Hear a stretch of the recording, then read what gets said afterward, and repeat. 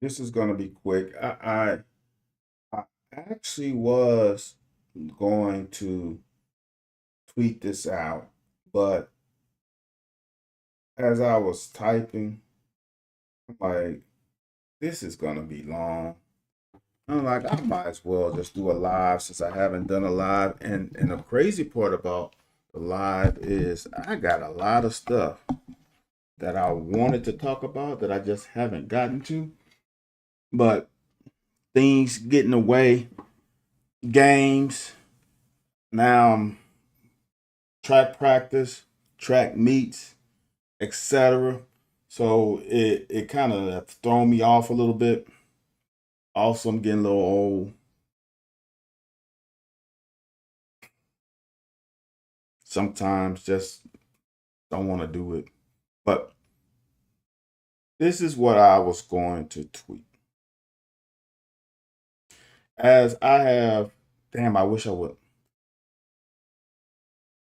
As you watch like these tournament games and you hear these coaches, and the last one I just saw not too long ago was the Southern Miss coach, basketball coach.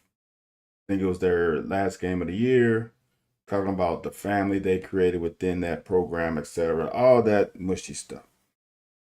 It just got me thinking. As now I am kind of entrenched in this profession now.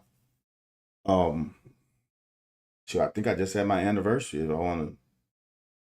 I had to start in February in 2022 because the reason why I know it because it was state indoor meet.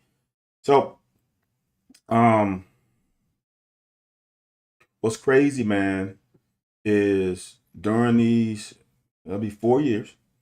During these 4 years, I realized something about coaching. And here's the crazy part about it.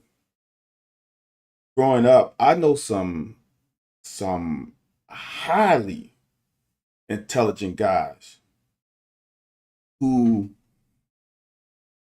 it was head scratching why they were not successful. I know some individuals that, in my estimation, were not the smartest, but they highly successful. And now getting into coaching, I realized all this X's and O shit, all this you you knowing how to do things, you knowing like the ins and outs of whatever the sport you're in, how to how to hit a tennis ball, um, forehand, backhand, how to curve a soccer ball, all that stuff. You can come up with creative plays in football and basketball. At the end of the day, man, at the end of the day, your ability or inability to form meaningful relationships with your athlete where they can trust you is the key to being successful. Now, if you can do that and be intelligent, now you are just like all this stuff I'll never forget, like the Nick Saban thing. And then with social media, you see him going to rooms and being able to do whatever the modern day line dance is, whatever he's able to sit here, he's able to sit with these parents. That like that connectivity is way more important than this when it's match three zone or fire zone or his ability to adapt to the RPO, all that stuff. Because no matter how smart you are, if your athletes and players don't trust you and you haven't formed that relationship with them, you are eventually doomed to fail. And it is it is something that I am learning the more and more, um, the more time that I'm coaching. Um, I think the lucky part about it for me is I didn't start coaching until I got older. I truly believe if I would have started coaching right after I finished playing NFL, I wouldn't have been as good. Having kids and understanding the the current landscape of athletes helps me. Um, because there's some things I think when I was in my 20s that I would not have been able to adapt to. But the most important thing, man,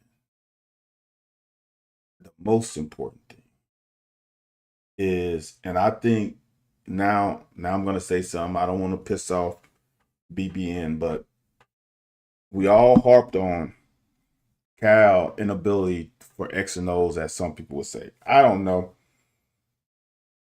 I watched a women's team that did the dribble drive, and dribble drive is seems to me, I'm more educated in basketball than I think I give credence to, but dribble drive offense is predicated on having athletes as players. And you people get pissed off that our blob and slob were horrible and all this stuff, but an inbounds play doesn't dictate how good a coach you are. But one thing that Cal does is he forms unbreakable bonds with his athletes. That's not saying he's all Mr. Nice Guy with them and rainbows and sunshine and roses and all that stuff. It's the fact that those players trust him. You're gonna get the most out of your players when they trust you. And I'm just sitting here listening to that USM coach, and I'm like, man, it is. I'm gonna tell you something. Being an engineer, being the type of player I was in football, I know how to describe palms. I know how to describe cover three and how we can play it against four verticals and still be successful. I know all that stuff. But that is last. You got to create a relationship with each one of your individual athletes. And it's not the same. And that's the problem. Is everybody's different. It's not the same. And I think the coaches who are able to break that wall down with their players, where they truly trust that what you're saying is not going to harm them but help them, is when your athletes and players start progressing and start succeeding.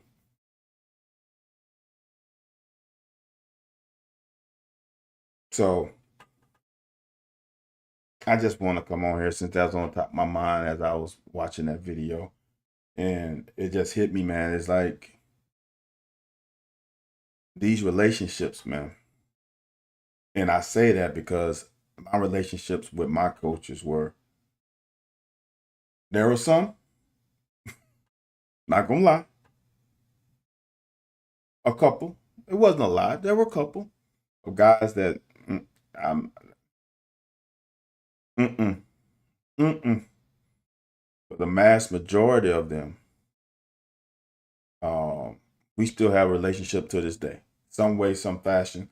That don't mean we talk every day or every week, but it means that when we see each other, that level of respect is still there for them, and I appreciate them for helping me along my journey.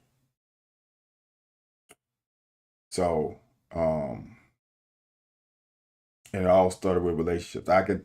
Every one of them, the relationship is strong, and I appreciate them, and I'm trying to do the same thing with the athletes that are under my umbrella. I hope that they feel the same way. I hope at the end of the day that we are not, that bond is stronger than the wins and losses. I hope that bond is just person to person, appreciation for each other, and I think that's so important, and I think in some cases it's missing. So um, that's all. I'll end it with this. Like, I'm gonna end it on that. I think I might have some. I ain't no thing. I have so much shit I gotta talk about, y'all. So much. We're gonna iron it out this week. Logan, how you doing? Logan, you catch me on the tail end. Um, you can replay it on YouTube. So I'm about to get up out of here. This wasn't gonna be a long one. Just had some on top of my head. But man, it is. You missed plan for BBB. Who is BB? Oh, BBN. Man, look, y'all. Oh, who is that? Look, man. There's one thing about Lexington. There's nothing that can make me hate University of Kentucky. There's so many. There's too many positives that comes out of my experience from University of Kentucky. That, and it definitely wasn't wins. It wasn't wins. It was everything else, and it was the best time of my life. Oh man, I will never not be a Kentucky fan. There's nothing like, I know no regular fans. I'm gonna say they go up and down with the performance of teams. I don't do that. I will never. That I can get frustrated, but I'm not going to. I'm Kentucky till I die. At least we have a good baseball team and softball team, Logan, and track team. Track team is doing well. Um,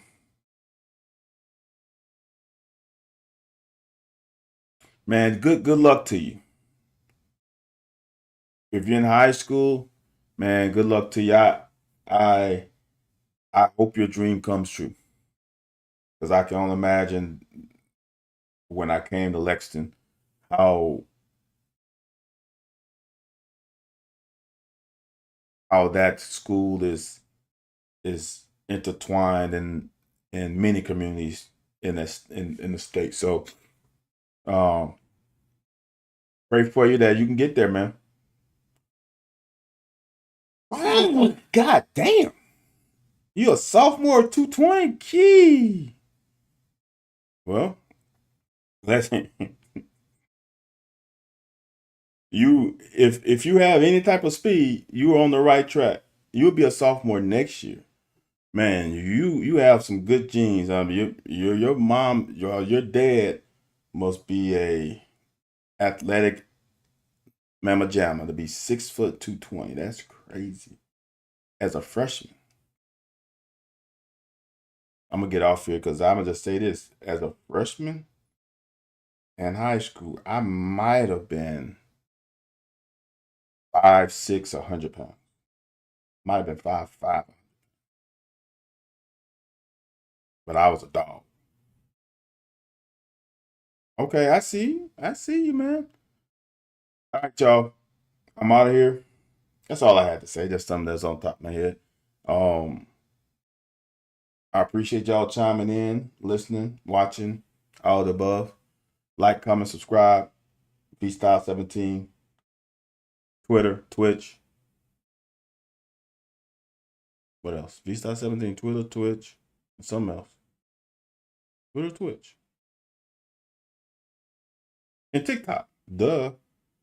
And Driving with Styles on YouTube. Appreciate y'all. I'll see y'all later this week because I do have a lot of stuff that I need to get off my chest.